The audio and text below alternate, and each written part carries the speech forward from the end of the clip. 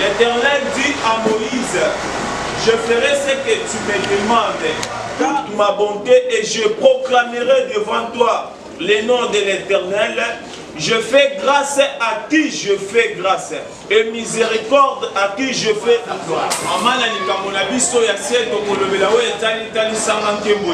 Fais-moi voir ta gloire. Je pense qu'aujourd'hui c'est le dernier jour.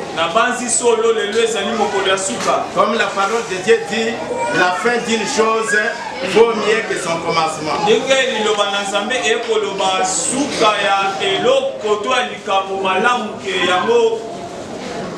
Et nous qui avons la foi, nous savons que la fin d'une chose, c'est là où Dieu se manifeste.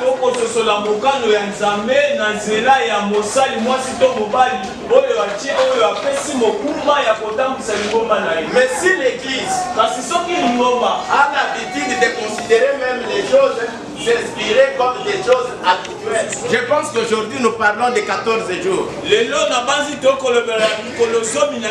Peut-être dans ta pensée, tu savais très bien que non, les années passées, les jours passés, il y avait un temps où on était dans 21 jours, on était dans 7 jours, on était dans 30 jours. Bon, aujourd'hui c'est 14 jours. Vous les prenez comme des choses simples et habituelles. Sachez-les très bien qu'en ce moment-là, vous allez passer outre. Inspiré dans son serviteur ou dans sa servante. Si l'Église n'a pas encore eu cette capacité-là de comprendre sa pensée, de comprendre son plan, de comprendre ce qu'il veut faire, en ce moment-là, nous allons passer des années sans voir la gloire de Dieu.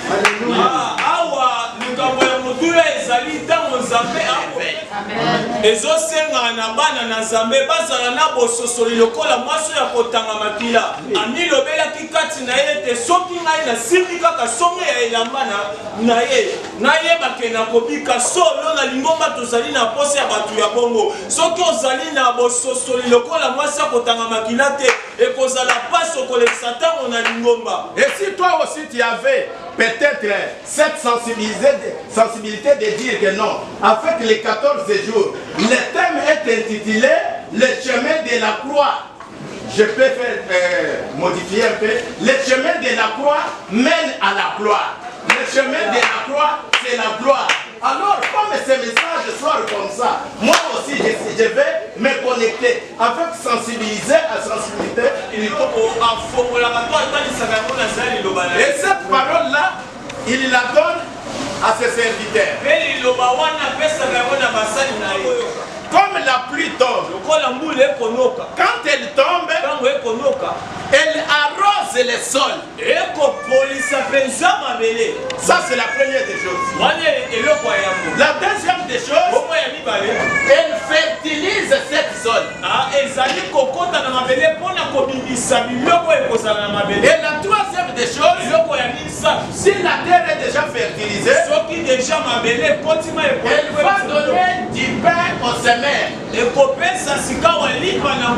C'est pourquoi Dieu dit, il en est de même avec ma parole, c'est moi. Amen, amen. Qui avons eu la chance de recevoir ce message, nous soyons bénis. Sans avoir fait quelque chose. Jamais. Là-bas, c'est ceux qui ont la foi. Si tu crois que par ce message, Dieu va faire quelque chose dans ta vie. Si tu crois au nom de Jésus, je te rassure que tu le verras s'accomplir. Amen. Amen. Bien-aimé, écoutez. Aujourd'hui, c'est le dernier jour. Je pense qu'il y avait des hommes qui étaient la servante de l'Éternel depuis les premiers jours. Il a beaucoup parlé, beaucoup expliqué sur les thèmes. C'est que ces paroles inspirées trouvent leur accomplissement dans ta vie. Si tu as la foi, cela va s'accomplir. Le chemin de la croix, c'est quoi? On nous a beaucoup expliqué. On a pris ce thème. Amen, amen. Par la vie de Jésus-Christ. Parce que quand on parle de la croix, effectivement, nous voyons la présence de Jésus. Il tombe. Les coups sont sur lui. Les insultes. La honte. Le mépris. Mais dans toutes ces choses, comme je l'ai toujours dit, malgré toutes ces souffrances, jusqu'à la mort, Jésus n'avait pas abandonné Dieu. Il a insulté. Dieu méprisé. Mais toi tu t'es dit, malgré toutes ces choses, à cause de mon Dieu, amen. Après ce temps de chemin de la croix, il faut savoir qu'il y a un autre temps. Et ce temps-là que nous appelons le temps de la gloire. Et ma soeur, mon frère, je t'encourage. Tel que tu es là, malgré la croix, la misère, les maladies, les échecs, le manquement et tous les problèmes que nous avons. Un enfant de Dieu qui a entendu ce message, amen, amen. Alors je veux d'abord qu'on comprenne l'essence du mot gloire. Chemin de la croix, c'est la souffrance que nous subissons, des difficultés dans la vie, mais nous refusons d'abandonner Dieu. Malgré ces souffrances, malgré ces injures, malgré les déceptions, les blocages, les maladies, mais nous restons fermes avec notre Dieu, le chemin de la croix. Mais la gloire, c'est quoi? Après le chemin de la croix, nous entrons dans la gloire. Écoutez, la gloire veut seulement dire la manifestation de la toute puissance de Dieu, dans la vie d'un enfant de Dieu, dans la vie d'un foyer, dans la vie d'une famille, dans tous les domaines de nos vies. C'est quand Dieu se manifeste d'une façon étonnante, d'une façon surprenante et d'une façon souveraine, par sa toute puissance. C'est ça ce que nous appelons gloire. Est-ce que nous comprenons? Amen, amen. C'est ça ce que nous appelons gloire. C'est comme Joseph, il est en prison. Amen, amen. Mais Dieu manifeste son amour. Dieu manifeste sa bonté. Il va suivre Joseph là en prison. Il le prend pour qu'il devienne premier ministre en Égypte dans un pays étranger. La parole de Dieu dit, le filet fut rempli de beaucoup de poissons. Amen. Ça, c'est ce que nous appelons la gloire de Dieu. Amen.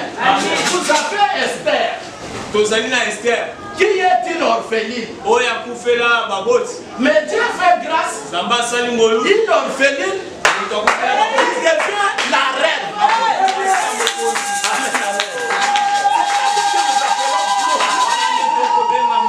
Amen, amen. Aujourd'hui, au nom de Jésus, tel que tu es là, ma prière est que le Dieu de Déborah se manifeste aujourd'hui.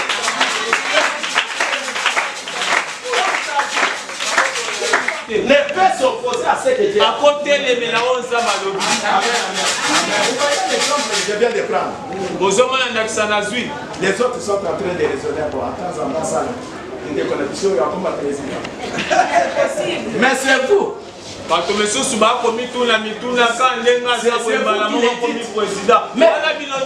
si Dieu le décide, s'il a décidé,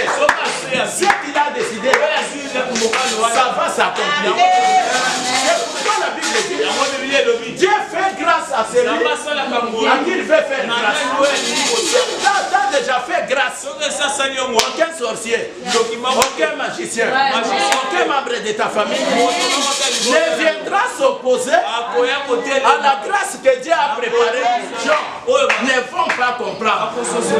Parce que la Bible dit ce sont des choses que Dieu n'a jamais.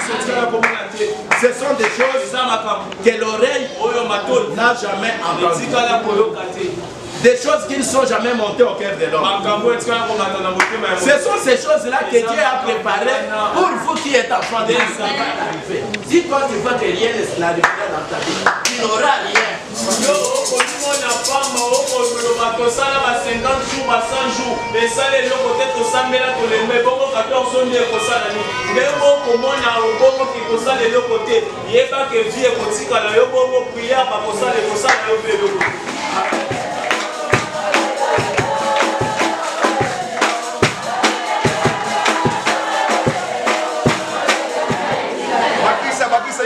Bakisa ni olinge tikala yo bakisa yo moko olinge tikala na bakisa yo olinge tikala ba yo bakisa yo bansamba de moba 14 jours oyo oyi pendant na thème na mona nini zamba yo abandeli na biboye quand tu ça la déclaration o lo bansamba de bora 14 jours oyo la banguna nanga nyonso oya sekisaka ngai hello déclaré vraiment na ye déclaré au nom de Jésus namona ngo lisusu te banguna balinganga na lela namona bango lisusu te bana kosambela ozote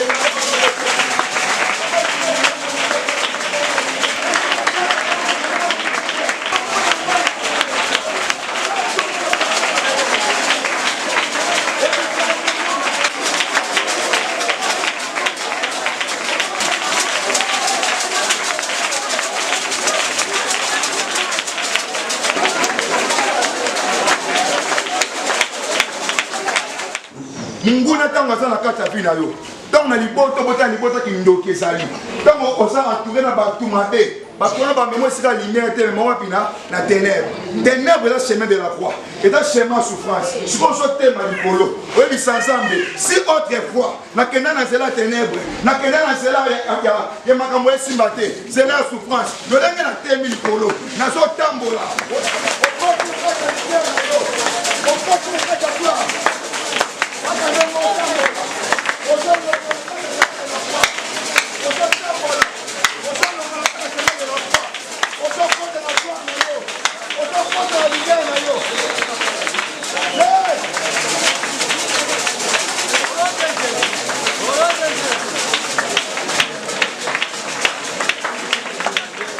Merci beaucoup.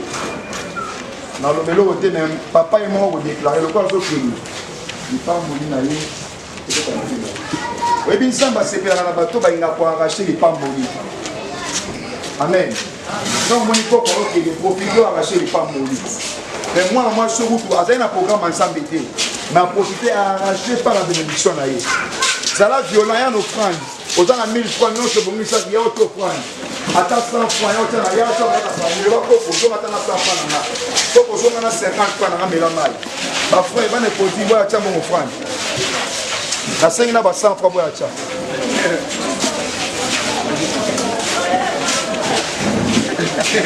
Na sengi na ba 100 francs ba 500 boya kopambola koko. Imo comme église de ba na ko pamba nda kwa zambo ko. Aka mo pamba de ba na ko pamba nda kwa zambo. Monika ndo consécration ni moto mananda ko quelque part. Il dit non dans moi je suis à 2000 bosso na bino zamba utiliser makasi. Lima Simba yo Moutaliboso na 14 000 francs. Nzambe na ye papo. Ça va quelque chose.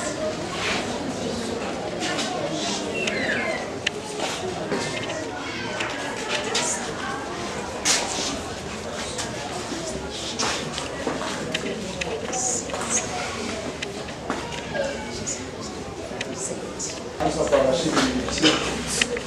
Ça va. On va arracher les métiers. Là, on est capé ça dans les métiers. Ça va quand on a continué.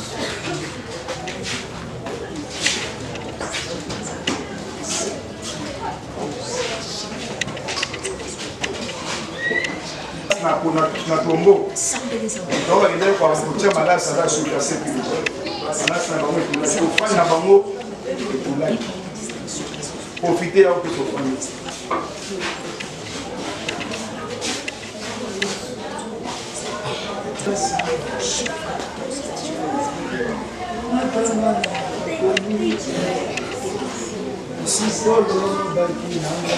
Amen. Malgré que nous avons besoin de la Liboso, au Mati, la sacerdoce, communiquer Liboso, Jésus-Christ est vivant. Il y a Mamapaya, il y a Moto de Galapa Mamapaya.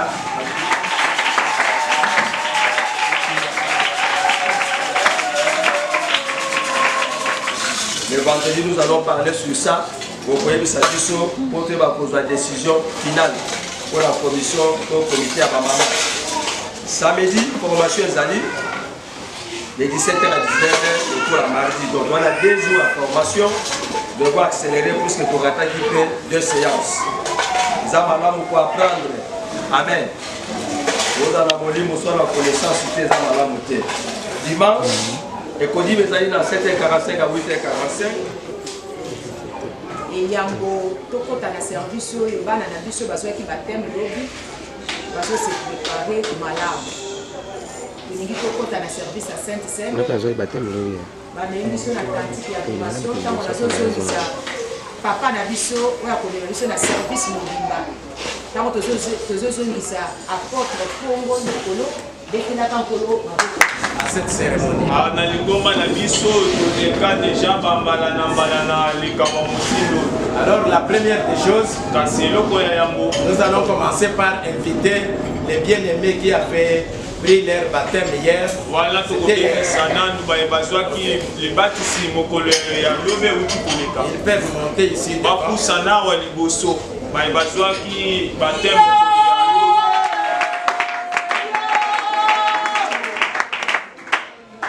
Amen, amen. Ok, ce sont les bien-aimés qui avaient pris leur baptême hier.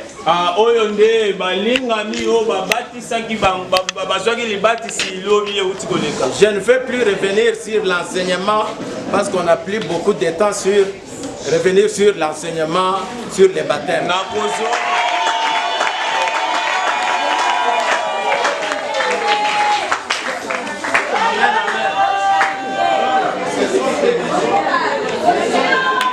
Ils ont aussi les droits de dire quelque chose pour la vie de cette église.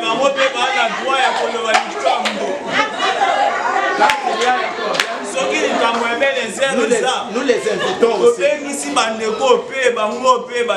Oui, parce qu'ils sont devenus membres.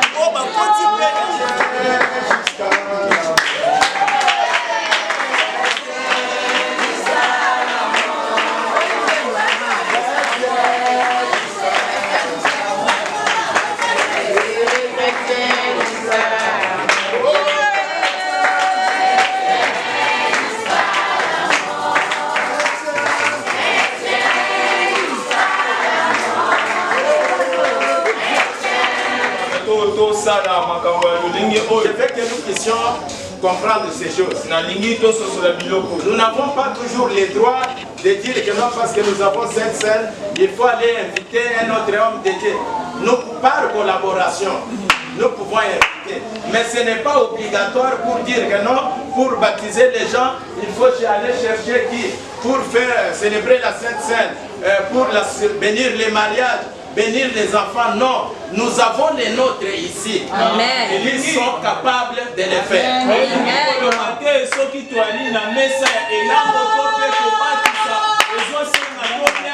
bato libanda te tokoki kobenga soki esengi mais eza obligatoire te bato libanda kaka basala po toza na bato awa. Alors c'est pourquoi kasi yango wana j'invite mon pasteur lelo na kobengisa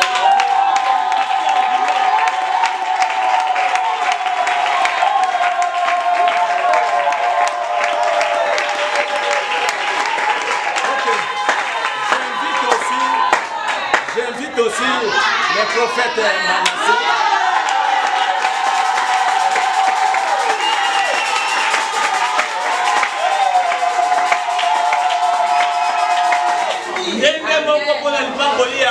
Même quand il y a un cas de deuil, nous avons perdu un membre de l'église et ils ont la responsabilité de gérer tous ces services funéraires. C'est par collaboration. Mais dans notre église, nous avons déjà toutes ces grâces. Amen.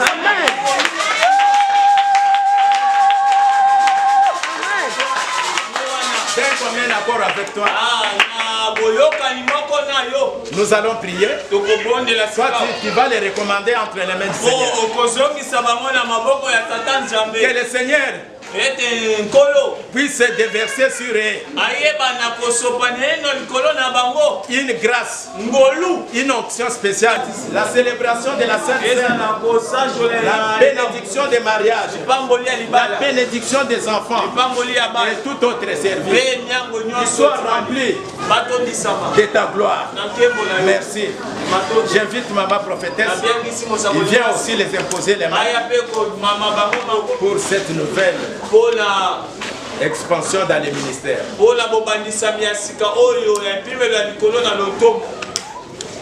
Zamba makoki ezanga ndelo kobanda lelo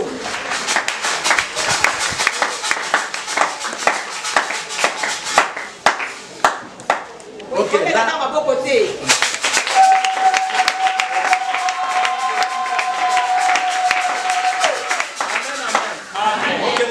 passer maintenant à la cérémonie. Il a pris un pain qu'il a partagé à tout le monde pour que les chrétiens vivent, qu'ils soient un, qu'ils vivent dans l'unité. Amen, amen, amen. Après avoir pris le pain, il a distribué. Il va prendre encore la coupe qu'il va leur donner. Amen, amen, amen. Celui-ci est mon sang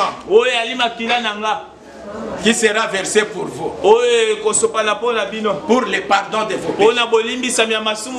Après avoir rendu grâce, il leur donna. Alors c'est pourquoi, comme nous avons les deux hommes de Dieu qui sont aujourd'hui investis de ce pouvoir, il va rendre grâce à Dieu. Au moment où nous sommes tous concentrés dans la prière, pour que ces pains deviennent carrément, automatiquement le corps de Jésus.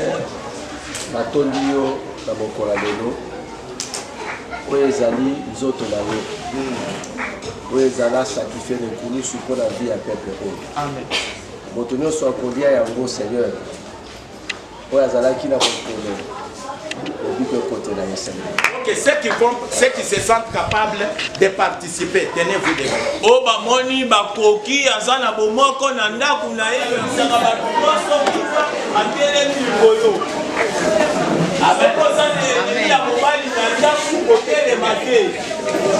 Amen.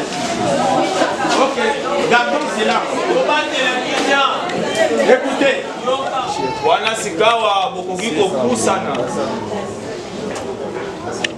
Osali mulongo boye moko moko.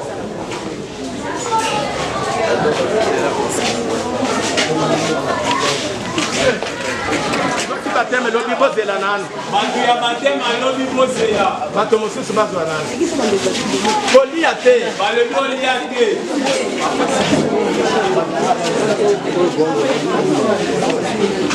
Boza botelemaka bozonga te oyo azwi lipa telemi kaka na molongo ozwi lipa ozongi place na yo kolia te nzela tokoyebisa yo nini okosala ozwi mbala moko bandeko boponapona te ya kosala lisumu awa te tiaka loboko zwa oyo okozwa wa zwa moko mbala moko ozongi lesika na yo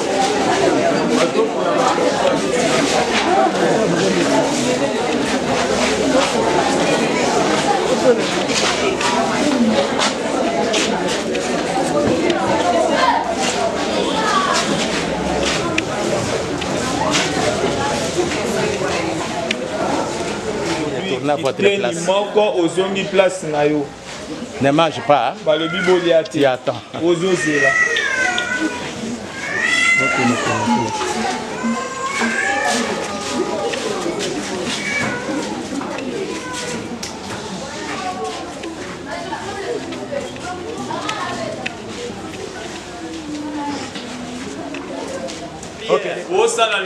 dites à ton Dieu Seigneur merci que le corps de Jésus sur mon cœur restaure mon avenir tous les domaines de ma vie que ce corps prie au nom de Jésus Seigneur qui n'avait pas la stérilité qui n'avait pas la malchance Père éternel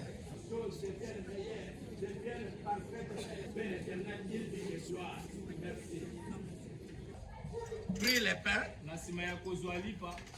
il prit de même la coupe. Il rendit grâce à Dieu. Alors, le prophète Manassé, il va présenter cette coupe à Dieu pour que le vin qui est dedans devienne véritablement le sang de Jésus. Le sang qui est capable de nous rendre justes, d'effacer tout. Une nouvelle alliance commence avec notre Dieu.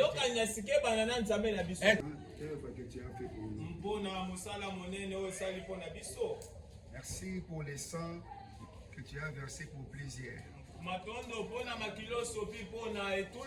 Tu es mort pour nous quand on était d'abord pécheurs. C'est ainsi, je déclare que ces sangs soient les sangs de la justification. Comme les sangs de Jésus et les sangs de notre Père. Une personne qui prendra ces sangs. Amen. Nous pouvons nous asseoir. Les diables japonais sont en train de verser.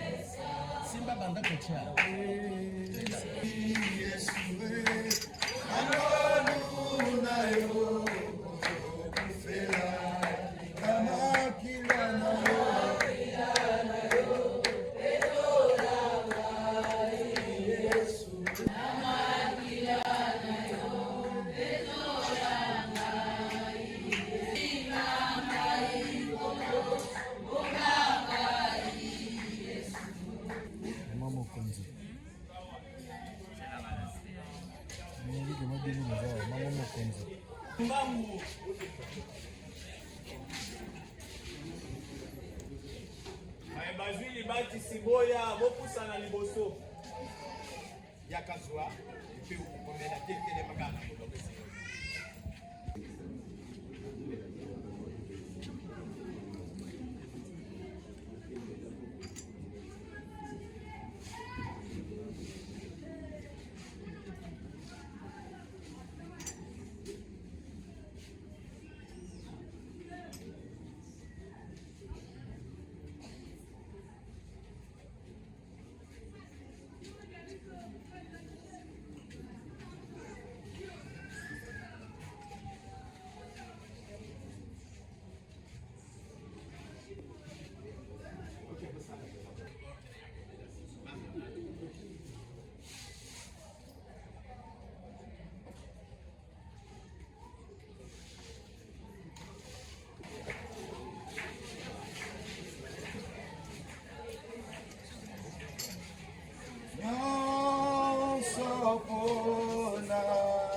komela te zela nano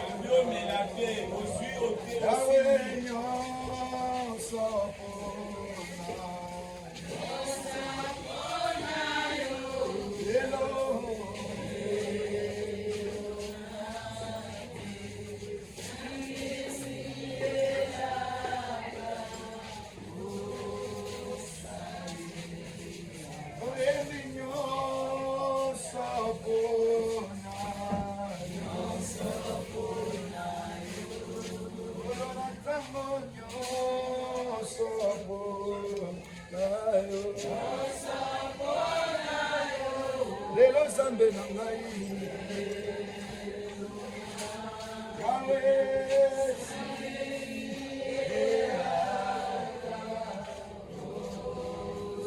que tu as toujours préparé pour les justes, que je les bénéficie aussi aujourd'hui. Je suis déjà justifié. Tu ne me vois plus au travers des péchés, mais tu me vois au travers de ces hommes. Les sangs qui me rendent juste. Si le temps passé, j'étais condamné, mais par ces sangs, je suis justifié et que toutes les bénédictions.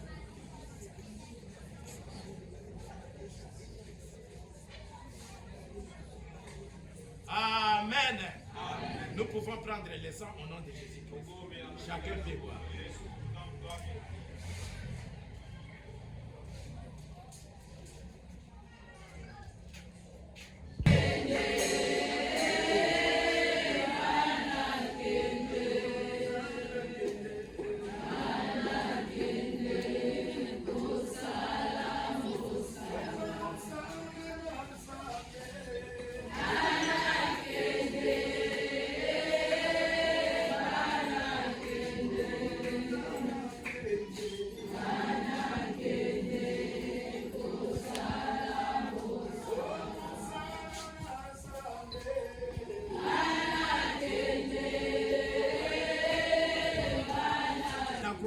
À la gloire. Maintenant nous sortons accompagnés de ta gloire. Nous sommes sûrs que nous sommes bénis. Comme nous venons encore de participer à la table du Seigneur,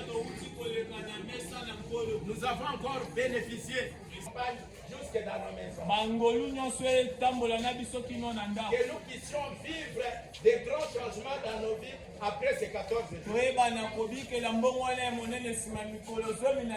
Parce que nous avons la foi que tu avais commencé avec nous. Maintenant, on a terminé avec toi. Nous prions tous, nous remercions.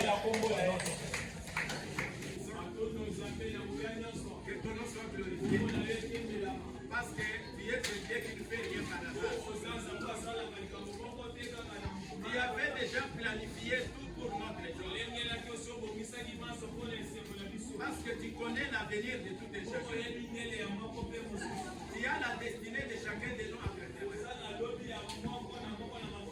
C'est pourquoi nous te disons merci pour ces 14 jours de prières ferventes. Nous avons l'assurance que tu nous as exaucé de la semaine. Les programmes de l'église, nos programmes privés, nous les soumettons à ta grâce. Que ta grâce soit avec nous. Sois glorifié.